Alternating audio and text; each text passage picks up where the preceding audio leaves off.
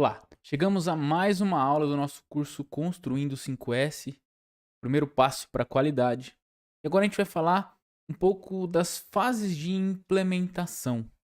Depois de conhecer o conceito, né, da teoria em si, de saber o que é o 5S na essência, de entender cada um dos sensos de uma maneira individual, em particular, agora a gente vai entender como implementá-lo, né, como colocá-lo em prática. Tá? E nessa primeira aula do processo de implementação, eu queria reforçar alguns aspectos, mas também trazer aqui algumas questões importantes que a gente precisa entender, né, em qualquer organização. Né? Vou dar alguns exemplos de como o projeto do 5S pode ser implementado aí dentro da sua organização, tá?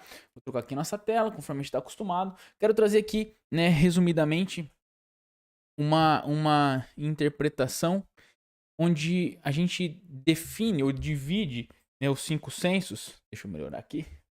Os cinco sensos de uma maneira que fica mais simples de entender como que ele acontece na prática, tá? Se eu olhar para o primeiro, segundo e o terceiro senso, né, o senso de utilização, organização e de limpeza, né, utilização, separo o necessário do desnecessário, organização, eu coloco cada coisa no seu devido lugar, e o terceiro é eu mantenho limpo.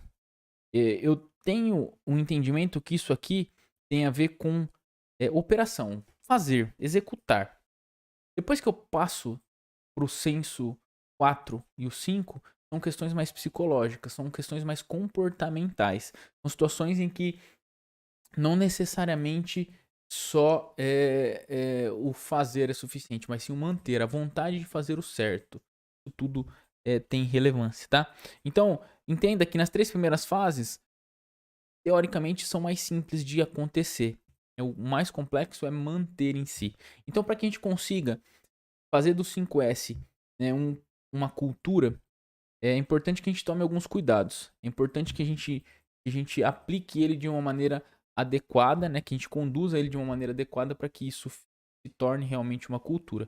E óbvio que cultura não se cria do dia para a noite, que cultura não acontece com 30 dias, né? Precisa ser semeada, cuidada, mantida, né? Regada realmente para que a gente consiga colher tudo aquilo que a gente se propõe, beleza?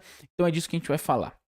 Na primeira fase desse processo, sempre digo, né, inclusive para os meus clientes, que é importante estabelecer quem são as pessoas que estarão envolvidas. Ah, mas Rodolfo, você não falou que todas as pessoas na empresa precisam estar envolvidas no 5S? Sim, eu falei, isso é uma verdade, mas é fundamental que haja o papel dos líderes, né, os responsáveis por algumas etapas importantes, por conduzir as pessoas, né, por dar sequência no projeto. Então a primeira coisa que você tem que fazer é estabelecer um comitê de 5S. E nesse comitê, é óbvio que a gente vai ter líder, a gente vai ter pessoas com condições técnicas para disseminar o conceito, questões pessoas que podem liderar o projeto, influenciar pessoas, e obviamente também pessoas que estão envolvidas em todas as áreas, né? Então, um líder em cada área. Então, aqui, nesse primeiro passo, a gente vai estabelecer esse líder, né? A atribuição do coordenador do projeto 5S, né? E aí é o responsável por todo o projeto. E aí, teoricamente, esse cara é um cara que tem uma condição, ele tem credibilidade dentro da empresa, é importante entender dessa forma. Ele tem que ser uma pessoa respeitada, né? Ele tem que realmente aplicar aquilo que ele está dizendo, né? Muito 5S é muito mais executado do que falado, né? Às vezes você influencia as pessoas com as suas atitudes, às vezes não, todas as vezes você influencia as pessoas com as suas atitudes. Então, o responsável do comitê do 5S precisa ser alguém que tenha esse perfil, essa característica. E, obviamente, as outras pessoas também precisam ter características similares, mas obviamente que o seu papel diante das atividades serão um pouquinho diferentes, né? Então, além do responsável, eu preciso de membros do comitê para auxiliar nesse processo. Normalmente, os membros do comitê são pessoas que estão nas áreas, né? Tem, tem empresas que colocam um membro do comitê por área, né? Na verdade, um responsável por setor, né? Normalmente isso é uma prática comum. auxiliar, né, para fazer parte dessa construção e desse desenvolvimento de uma maneira efetiva, né, os representantes das áreas que têm esse mesmo perfil. Depois que eu fiz isso, eu normalmente eu faço um levantamento dos processos atuais. Que é esse levantamento? É importante a gente entender que o 5S ele precisa acontecer de uma maneira efetiva, né? E não simplesmente olhar para a limpeza, né? Se limitar a ele nesse sentido. A gente precisa realmente entender que o 5S é amplo, é vasto, ele precisa ser estruturado e agir efetivamente em todos os aspectos, né? Então, quando a gente se preocupa em otimizar os processos, né, quando a gente entende que o dia a dia de cada área pode ter um gargalo diferente, pode ter uma dificuldade diferente. Então, nesse levantamento dos processos, a gente vai olhar, olha, aqui eu tenho mais dificuldade, aqui eu tenho menos dificuldade. Então, você vai conhecer a sua empresa de uma maneira adequada. Você vai conhecer esses aspectos, as particularidades, né, as características que ela tem, para a gente conseguir saber onde a gente está pisando, tá? Normalmente, se você já atua nessa empresa, se você já é um colaborador dela e vai ser o responsável por conduzir esse projeto, teoricamente esse processo vai ser mais simples, mais rápido, talvez às vezes nem necessário, né? Mas se você não está envolvido no contexto da organização, é uma questão importantíssima de se fazer. Depois, você vai promover a implementação. O que é promover a implementação? É começar a falar de 5S em todos os momentos, né? Semear realmente, regar e cuidar desse projeto, né? Dessa cultura, né? Falar de 5S, colocar cartazes, começar a incitar as pessoas no sentido de melhoria, né? E estimular elas a falarem disso, a agirem a partir disso, mesmo sem saber ainda o que é.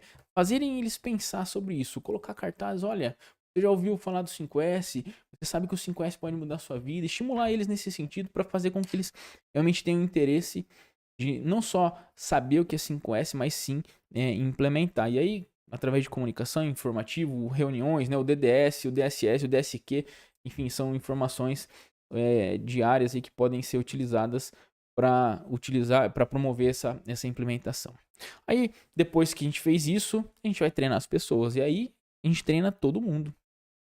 Claro, primeiramente o comitê, e depois a gente vai desmembrando, né, ou replicando isso em todas as áreas, né? O ideal é que todo mundo esteja diretamente envolvido, todo mundo, realmente é todo mundo mesmo, todo mundo que influencia direto ou indiretamente na organização, precisam estar conscientes do que é o 5S e como ele pode influenciar no seu dia a dia. Então a gente vai treinar e desenvolver, e obviamente que os responsáveis dos comitês vão replicar e vão dar suporte em todas essas questões, em todas essas fases. Aí depois que a gente tem as pessoas treinadas, a gente normalmente faz um projeto piloto. Um ou dois projetos pilotos, talvez uma na área administrativa e um no ambiente de produção, se for a sua situação. E esse projeto piloto, qual que é o papel dele? Aprender na prática o que é o 5S, né? Você vai fazer análise de uma área, você vai levantar os aspectos dessa área, você vai seguir consenso de utilização, separar o que é necessário do que não é necessário. Você vai organizar, identificar certinho cada coisa no seu respectivo lugar. Depois você vai fazer a sua limpeza e eliminar as fontes de sujeira. Então, a partir disso, a partir de que você fez essas 3 fases operacionais, você vai definir padrões. Ó, isso deu certo, isso não deu certo, isso foi bom, isso não foi bom. E aí você vai aprender, né? E também, junto com sua equipe, aprender como o que é aplicável para sua empresa, porque não é uma receita de bolo, né? A gente vai falar disso na próxima aula. Não tem como eu achar que o 5S, a forma com que a empresa X fez vai dar certo com a minha, porque não é tão simples assim. Mas o mais importante é fazer e aprender na prática como que isso acontece, né? Então, o ideal é selecionar uma área de fácil implementação, que não tem tantas particularidades, que vai dar para apresentar, né, ou ser um exemplo para as outras áreas e que a mudança é aparente. Então é importante pensar nesses processos ou nessas áreas que é possível conseguir demonstrar realmente uma mudança bem aparente para que ela incentive, né, e motive em todas as outras situações, né? Então depois que eu fiz esse projeto piloto, e aí eu vou definir um planejamento e definir também as boas práticas em cada uma das outras etapas que eu vou fazer. Então aí eu vou aplicar como é que eu vou fazer nas outras áreas, qual que é a data, quem que é o responsável, como que será feito, quem que vai conduzir, né? Quais são os procedimentos que a gente vai seguir de acordo com o que a gente fez no projeto piloto e assim por diante, tá bom? Depois que eu fiz isso, eu vou executar esse plano. Obviamente que aqui a gente está falando dos 3 primeiros, né? São operacionais, o quarto e o quinto S só vão acontecer depois que a gente manter isso tudo e cumprir com o plano. Executar o plano tem a ver também com padronização e disciplina, então a gente tem que ter isso em mente. Aquilo que a gente programou, a gente precisa fazer. E por último, mas não menos importante, né? Eu já falei uma vez aqui nesse curso que não se gerencia aquilo que não se controla, e as auditorias serão um aliado, na verdade será uma prática comum. Eu até colocaria como dentro do ciclo do 5S as auditorias fazem parte do processo de padronização, fazem parte do processo de disciplina, então, ela está envolvida no quarto e no quinto S sem dúvida alguma. Esse processo de verificação se aquilo que foi definido está realmente sendo cumprido, se as coisas estão acontecendo adequadamente, se a melhoria contínua está aparecendo, está sendo aplicada e assim por diante, tá bom? Então, em linhas gerais, esses são os 8 passos básicos para a gente implementar o 5S em qualquer organização. É uma receita de bolo, né? Não é. Pode ser que algumas coisas aqui não se apliquem à sua organização, mas em linhas gerais, esse é o caminho que deve ser seguido. Aí, para a gente concluir, eu queria que você pensasse. Dessa vez eu não vou deixar nem para você responder, mas que você pensasse. Pô, será que aí no seu local de trabalho as pessoas meio que passam mal para tentar achar um documento, um arquivo, seja ele em formato físico ou digital? Quando eu falo em passar mal, dá gastura porque nunca acha. Existem cabos elétricos frouxos no local de trabalho, existem arquivos, gavetas, armários sem rótulo ou que contêm conteúdo que você não imagina que tem lá, difícil de identificar. Tem um espaço valioso que é ocupado por itens inúteis. Existem papéis em seu local de trabalho que não são usados e que são acumulados ou que estão acumulando poeira. Existem máquinas ou equipamentos que pouco ou nunca são utilizados. Todo mundo sabe como manter o local de trabalho organizado e tem plena consciência de seus papéis e de suas responsabilidades. Se algumas dessas perguntas aqui forem positivas, o 5S é urgente aí na sua empresa, enfim, na sua casa, em todo lugar que você está envolvido. Legal? Espero que tenha ficado claro. Nos vemos na próxima aula.